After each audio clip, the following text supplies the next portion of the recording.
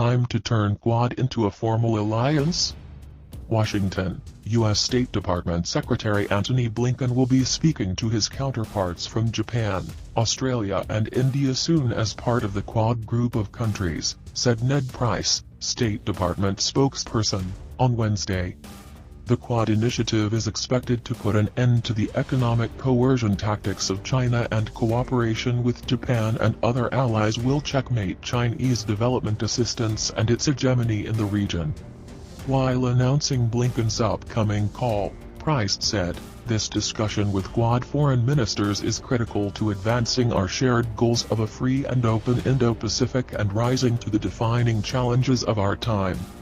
This comes as members of the Quad framework, the US, India, Japan and Australia, are working to arrange the first meeting of their leaders amid China's growing clout in the region, reported the Japan Times.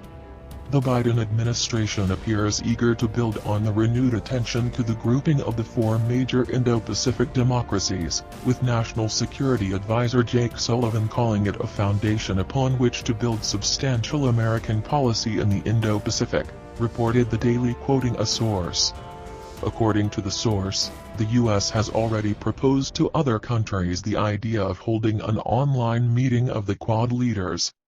During the envisioned meeting, the Quad members are expected to discuss cooperation for the realization of a free and open Indo-Pacific amid concerns over China's maritime assertiveness in the region. It is speculated that China may react with displeasure to the meeting. The Japan Times reported that for the first time under the Quad framework, the foreign ministers of the four countries met in New York in 2019. The four countries held another meeting last year in Tokyo during the COVID-19 pandemic. During the October meeting, the U.S. Secretary of State Mike Pompeo has reprimanded the Dragon, China, for using its economic power to increase its hegemony over the neighboring countries in South Asia. Pompeo brought to the forum a denunciation of China's exploitation, corruption, and coercion of neighboring countries. He said, "This is for the soul of the world.